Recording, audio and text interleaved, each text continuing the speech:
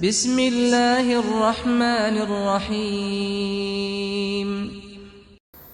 الحمدللہ رب العالمین، والصلاة والسلام علی سید الانبیاء والمرسلین وعلی آلہ وصحبہ اجمعین، اما بعد فاعوذ باللہ من الشیطان الرجیم، بسم اللہ الرحمن الرحیم۔ ان اللہ وملائکتہ یصلون علی النبی یا ایھا الذین آمنوا صلوا علیہ وسلموا تسلیما۔ اللہم صلی علی سیدنا و مولانا محمد وعلی آل سیدنا و مولانا محمد وبارک وسلم۔ برادران اسلام، واجب الاحترام، عزیزو، دوستو، بھائیو، سب دعا کریں کہ اللہ تعالیٰ ہم سب کلمہ پڑھنے والوں کو دین اور عمل صالحہ پر ثابت قدم رکھے، اور دل سے دعا کریں کہ اللہ تبارک تعالیٰ ہم سب کی بیماریاں، کمزوریاں، پریشانیاں اپنی رحمت کے ساتھ دور فرمائے۔ میرے عزیزوں، مومن کی زندگی ایک پابند زندگی ہے، پوری آزاد زندگی نہیں۔ مومن اگرچہ دنیا میں اختیار رکھتا ہے، کچھ آزادی بھی رکھتا ہے، لیکن اسلام کس چیز کا نام ہے؟ اپنے دل کی خوشی کے ساتھ اللہ تعالیٰ کی طرف سے آئی ہوئی پابندیوں کو قبول کر لیں۔ ایسی پابندیوں کو نبھانے کے لیے اللہ تعالیٰ نے قرآن پاک میں ارشاد فرمایا ہے کہ مومن اور کافر میں فرق یہی ہے کہ کافر پوری طرح آزاد ہو کر جیتا ہے، وہ اپنے دل کی مرضی پر چلتا ہے، وہ جو جی چاہے وہ کرتا ہے۔ لیکن بندہ مومن جو ہے یہ تقویٰ کے ساتھ، احتیاط کے ساتھ پھونک پھونک کر قدم رکھتا ہے، اور ہر معاملے میں یہ دیکھتا ہے کہ اللہ تعالیٰ کی پسند کا طریقہ کون سا ہے۔ جب کوئی شخص خوشی کے ساتھ اپنے آپ کو اللہ تعالیٰ کے حوالے کر دے تو ایسی پابندیاں قبول کر لے تو اللہ تعالیٰ کی طرف سے ایسے بندے کے لیے بہترین جزا ہے۔ بات یہ ہے کہ یہ سب پابندیاں اللہ تعالیٰ نے ہم پر کیوں عائد کی؟ یہ اس لیے کہ ہمیں پریشان کیا جائے؟ نہیں۔ یا اس لیے کہ ہمیں مشقتوں میں ڈالا جائے؟ نہیں، وہ اس لیے کہ اللہ تعالیٰ ہمارے فائدے کو ہم سے زیادہ بہتر جانتا ہے۔ ہم پر اللہ تعالیٰ بہت مہربان ہے، وہ ہم پر 70 ماؤں سے بڑھ کر پیار کرنے والا ہے۔ ایک ماں بچے پر کئی قسم کی پابندیاں لگاتی ہے نا، کہ اس وقت سو جاؤ، اس وقت اٹھنا ہے، اس وقت سکول جانا ہے، بھائی مچھلیاں، ٹافیاں، چنگم بہت کٹ کھانے، یہ نقصان دیں۔ تو یہ پابندیاں بظاہر تو یوں لگتا ہے کہ ماں بچے کے لیے دنیا میں سب سے زیادہ سخت چیز ہے، حالانکہ ماں سے بڑھ کر پیار کرنے والا کوئی بھی نہیں۔ ماں اپنے فائدے اور بچے کے فائدے کے لیے کچھ پابندیاں اس پر لگاتی ہے۔ ابتدا میں بچے کو سمجھ نہیں لگتی، لیکن جب بچہ بڑا ہو جاتا ہے اور بچپن کی ان پابندیوں کے پھل پاتا ہے تو روشن مستقبل کی شکل میں وہ اپنی ماں کو بہت یاد کرتا ہے کہ وہ بہت مہربان تھی، اس کی وجہ سے میں آج اس مقام پر پہنچا ہوں۔ تو اللہ تعالیٰ کو کسی انسان سے یہ تشبیہ نہیں دی جا سکتی، لیکن بات سمجھانا مقصود۔ اللہ تعالیٰ بھی ہم پر جو پابندیاں لگاتا ہے وہ ہم پر 70 ماؤں سے بڑھ کر پیار کرنے والا ہے۔ آج بعض اوقات ہمیں حکمت نظر نہیں آتی، ہمیں کچھ چیزوں کا بعض فائدہ نظر نہیں آتا، دین کے بعض احکامات پر عمل کرنا ہمیں بہت مشکل لگتا ہے، بہت گراں گزرتا ہے۔ بعض اوقات دنیا میں ان پابندیوں کی حکمتیں یاد آ جاتی ہیں، لیکن جب قیامت کے دن اس اطاعت کا فائدہ انسان کے سامنے آئے گا تو انسان شکر گزار ہوگا اللہ تعالیٰ کا بھی، اور اس کے حبیب حضرت محمد مصطفیٰ صلی اللہ علیہ وسلم کا بھی، کہ انہوں نے یہ سارا طریقہ زندگی کا ان کو سکھایا اور اس تک پہنچایا۔ تو میرے عزیزوں، آج دیکھیں کہ یہودی اور عیسائی یہ بالکل آزادانہ ماحول میں زندگی گزار رہے ہیں، جو چاہیں کریں، جو چاہیں کھائیں، جو چاہیں پئیں، سود کھا سکتے ہیں، سود کھا سکتے ہیں، شراب پی سکتے ہیں، کیونکہ انہوں نے کلمہ نہیں پڑھا۔ مسلمان پابند کیوں ہے؟ وہ اس لیے کہ مسلمان نے کلمہ پڑھ لیا ہے۔ لیکن یہ یاد رکھیں کہ وزن ہمیشہ یا قیمت پابند چیز کی ہوتی ہے۔ مثلا میں ایک دو مثالیں آپ کے سامنے پیش کر رہا ہوں آزاد اور پابند کی۔ جس طرح کہ ایک درخت، یہ درخت زمین کا پابند ہے تو وہ پھل دے رہا ہے، اس کی چھاؤں بھی ہے، اس کی خوبصورتی بھی ہے، کیونکہ وہ زمین کا پابند ہے۔ اگر اس درخت کو زمین سے نکال دیں تو پھر کیا بنے گا؟ وہ چولہے کا ایندھن بنے گا، چولہے کا ایندھن بنے گا، کیونکہ وہ زمین کا پابند نہیں رہا۔ یا اگر کوئی گاڑی اگر ڈرائیور کی پابند ہے تو اس کو منزل مقصود تک پہنچائے گی۔ اگر گاڑی ڈرائیور کی پابند نہیں تو خود بھی وہ تباہ ہو جائے گی، ڈرائیور کو بھی تباہ کر دے گی، اور پتہ نہیں گاڑی کو کتنا نقصان کرے گی۔ تو میرے عزیزوں، گلگت کے پہاڑوں میں سے وہ پانی اثر پور کی زمینوں کو سیلاب کرتا ہے جو نہر کے کناروں کا پابند ہو کر جاتا ہے۔ جو پابند نہیں ہو کر جاتا وہ گندگی پھیلاتا ہے، کیونکہ وہ پابند نہیں۔ تو میرے عزیزوں، اللہ تعالیٰ کا ایک طریقہ کار ہے کہ اللہ تعالیٰ جب کسی قوم کی طرف پیغمبر بھیجتا ہے تو اس پر کچھ آزمائشیں بھی آتی ہیں، اور جب وہ لوگ نہیں مانتے تو ان کے انکار اور تکبر کے باوجود ان پر اچھے حالات بھی آ جاتے ہیں۔ جو لوگ عقل اور سمجھ سے کام نہیں لیتے، نہ ہی تو تنگی کے حالات سے کچھ نصیحت لیتے ہیں، خوشحالی ہونے سے بھی سبق نہیں سیکھتے، یہی حال ہر دور کے منافقین کا ہوتا ہے۔ حدیث پاک میں آتا ہے کہ نبی پاک صلی اللہ علیہ وسلم نے فرمایا کہ مومن پر مصیبتیں آتی رہتی ہیں یہاں تک کہ وہ گناہوں سے پاک ہو جاتا ہے، اور منافق کی مثال ایک گدھے کی طرح ہے۔ وہ یہ نہیں جانتا، وہ گدھا یہ نہیں جانتا کہ اس کے مالک نے اسے کیوں باندھا یا اس کو کیوں چھوڑا، نہ ہی وہ کسی تقریر میں کوئی سبق لیتا ہے، نہ ہی خوشحالی پر اپنے رب کو یاد کرتا ہے۔ اسی طرح جن قوموں کو ہلاک ہونا ہوتا ہے وہ اسی طرح دونوں طرح سے آزمائے جاتے ہیں، باوجود سبق آزمانے کے باوجود بھی وہ سبق نہیں لیتے۔ اللہ تعالیٰ انسانوں پر آزمائشیں کیوں ڈالتے ہیں؟ تاکہ لوگوں کا دل نرم ہو اور وہ اللہ کی طرف رجوع کرے، اور اگر اس سے بھی کوئی سبق نہ پکڑے تو اللہ تعالیٰ دنیا میں خوب ڈھیل دیتے ہیں، جس کو جتنا بھٹکنا ہو بھٹک لے، بالآخر اس کی پکڑ ہو جائے۔ اللہ تعالیٰ کسی پر ظلم نہیں کرتا، لیکن انسان خود اپنے آپ پر ظلم کرتا ہے۔ اللہ تعالیٰ یہ نہیں چاہتا کہ میرا بندہ دوزخ کی آگ میں جلے۔ اللہ تعالیٰ تو اپنے بندے پر 70 ماؤں سے بڑھ کر پیار کرتا ہے، محبت کرتا ہے۔ بندہ جس وقت انسان ایک گناہ کرتا ہے تو اللہ تعالیٰ فرشتے کو کہتا ہے کہ اب اس کا گناہ نہ لکھو، شاید یہ توبہ کر لے، اور جب وہ توبہ نہیں کرتا تو پھر اللہ تعالیٰ حکم ارشاد فرماتا ہے کہ اب اس کا یہ گناہ لکھ لو۔ لیکن جس وقت انسان ایک نیکی کرتا ہے تو اللہ تعالیٰ ارشاد فرماتا ہے کہ اس کی 10 نیکیاں لکھ لو۔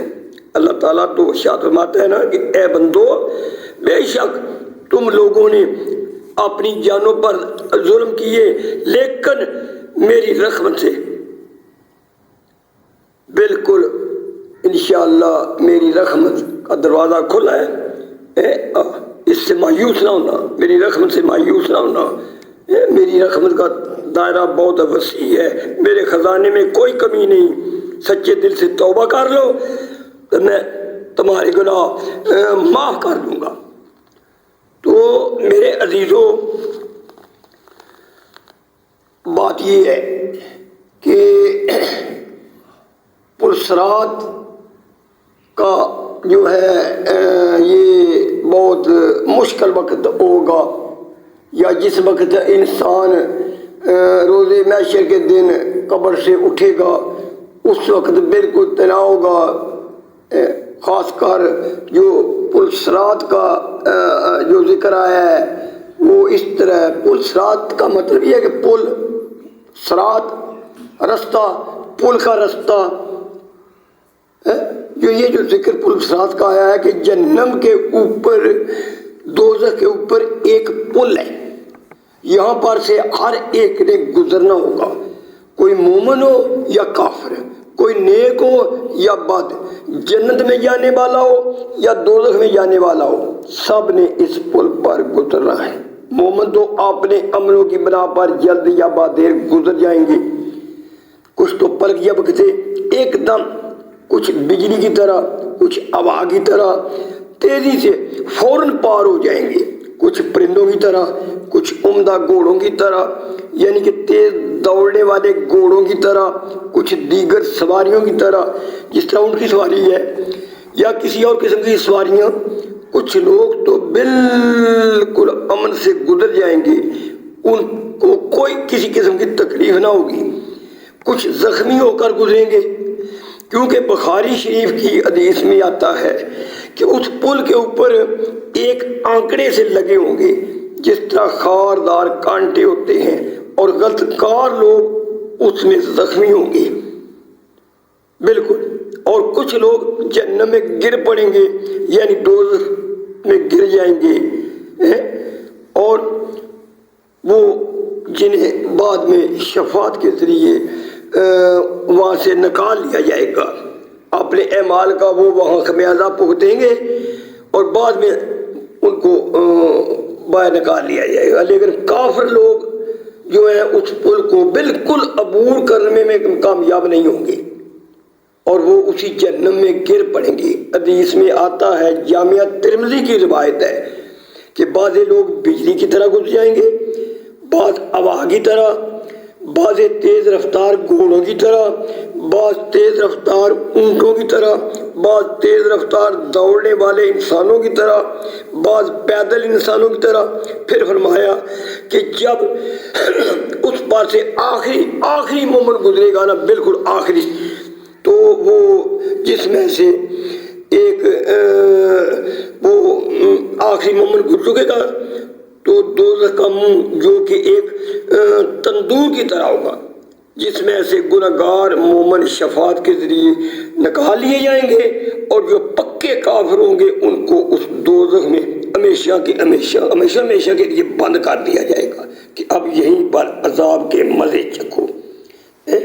تو میرے عزیزوں، قرآن پاک میں آتا ہے کہ قیامت کے دن کسی کی شفاعت قبول نہیں کی جائے گی، سفارش نہیں قبول کی جائے گی، مگر جس کی اللہ چاہے، جس کو اللہ تعالیٰ حکم دے گا وہ سفارش کر سکے گا، اور جس کے لیے اللہ تعالیٰ حکم دے گا اسی کے لیے سفارش ہی ہوگی۔ میرے عزیزوں، جنت جانے کے لیے اس دنیا میں ہی کرنا ہے۔ جنت وہ جگہ ہے جہاں کوئی غم نہیں، کوئی پریشانی نہیں، کوئی دکھ نہیں، کوئی تکلیف نہیں، کوئی موت نہیں، ہمیشہ انسان زندہ رہے گا، کوئی بیماری نہیں، ہمیشہ انسان تندرست رہے گا، کوئی بڑھاپا نہیں، ہمیشہ انسان جوان رہے گا۔ لیکن جنت میں جانے کے لیے کرنا کیا ہے؟ صاف ظاہر ہے کہ جنت میں جانے کے لیے اللہ تعالیٰ اور اللہ تعالیٰ کے حبیب کی بات کو ماننا ہے اور شیطان کی بات کو چھوڑنا ہے۔ تو اس طرح کرنے سے اللہ کا وعدہ ہے کہ میں ایسے لوگوں کے لیے اپنی جنت کا راستہ آسان کر دوں گا۔ اب یہ ہے کہ اللہ کی بات ملتی کہاں سے ہے؟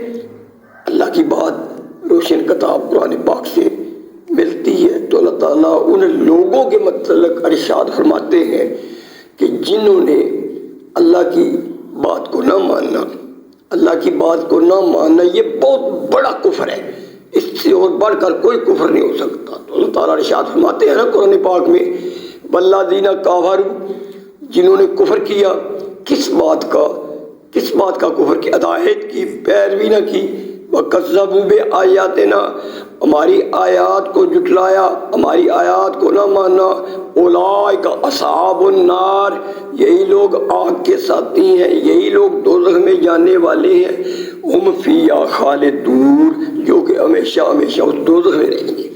تو جن لوگوں نے اللہ تعالیٰ کی بات کو مان لیا، ان کے متعلق اللہ تعالیٰ ارشاد فرماتے ہیں، والذین آمنوا وعملوا الصالحات اولئک اصحاب الجنات هم فیہا خالدون، یہی لوگ ہیں جنت میں جانے والے جو کہ ہمیشہ ہمیشہ اسی جنت میں رہیں گے۔ تو میرے عزیزو، اللہ تعالیٰ نے قرآن پاک میں حضرت آدم علیہ صلاۃ والسلام سے لے کر قیامت کے بڑے دن تک کے حالات و واقعات ذکر ارشاد فرمائے، جس طرح کہ اللہ تعالیٰ 10 مردوں کے ساتھ 10 عورتوں کا اس طرح ذکر ارشاد فرماتے ہیں، ایک کوالٹی بتا رہے ہیں جنت میں جانے والے مردوں اور جنت میں جانے والی عورتوں کی۔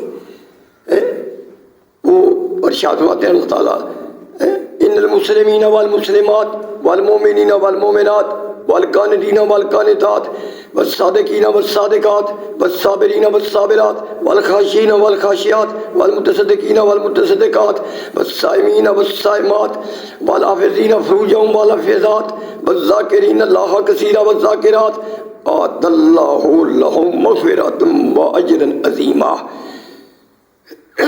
بات آئی سمجھ میں؟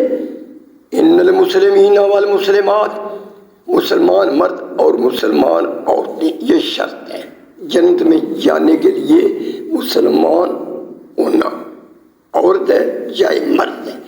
ان المسلمین والمسلمات، مسلمان مرد اور مسلمان عورتیں، والمومنین والمومنات، ایمان والے مرد اور ایمان والی عورتیں، والقانتین والقانتات، عبادت گزار مرد اور عبادت گزار عورتیں، والصادقین والصادقات، سچے مرد اور سچی عورتیں، والصابرین والصابرات، صبر کرنے والے مرد اور صبر کرنے والی عورتیں، والخاشعین والخاشعات، اللہ سے ڈرنے والے مرد اور اللہ سے ڈرنے والی عورتیں، والمتصدقین والمتصدقات، صدقہ کرنے والے مرد اور صدقہ کرنے والی عورتیں، والصائمین والصائمات، روزہ رکھنے والے مرد اور روزہ رکھنے والی عورتیں، والحافظین فروجهم والحافظات، اپنی شرم گاہوں کی حفاظت کرنے والے مرد اور اپنی شرم گاہوں کی حفاظت کرنے والی عورتیں، والذاکرین اللہ کثیرا والذاکرات، اللہ کو کثرت سے یاد کرنے والے مرد اور اللہ کو کثرت سے یاد کرنے والی عورتیں،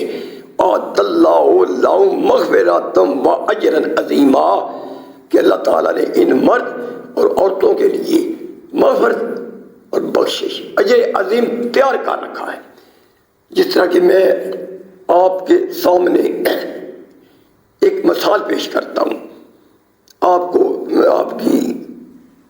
کو سمجھانے کے لیے، جس طرح کہ آپ کے گھر یا میرے گھر ایک مہمان آتا ہے، تو ہم مہمان کو کہتے ہیں کہ بھائی روٹی کا ٹائم ہو گیا ہے، روٹی کھا کر جانا ہے۔ تو وہ یہ ہے کہ جو کچھ میرے یا آپ کے گھر میں پکا ہے، آلو مٹر ہے، گوبھی ہے، دال ہے، ساگ ہے، گوشت ہے، کیونکہ روٹی کا ٹائم ہو گیا ہے، بھائی روٹی کھا کر جانا۔ لیکن ایک مہمان آپ کے گھر یا میرے گھر ایسا آتا ہے جس کو ہم کہتے ہیں کہ تیرے لیے اسپیشل قسم کا کھانا تیار ہے، روٹی کھا کر جانا۔ تو جس وقت بیچ میں اسپیشل آ گیا تو پھر وہ آلو مٹر یا گوبھی گوشت نہیں، کیونکہ اسپیشل آ گیا، بہت ٹاپ کلاس کا کھانا ہوگا۔ تو اللہ تعالیٰ ارشاد فرماتے ہیں کہ ان مرد اور عورتوں کے لیے میں نے اسپیشل قسم کی جنت تیار کر رکھی ہے۔ بات آئی سمجھ میں؟ تو میرے عزیزو، قرآن پاک میں اللہ تعالیٰ ارشاد فرماتے ہیں کہ اپنے آپ کو اس دوزخ کے عذاب سے بچاؤ جس دوزخ کا ایندھن انسان اور پتھر ہوں گے، اور اس جنت کی طرف لپکو جس جنت کا عرض زمین سے لے کر آسمان تک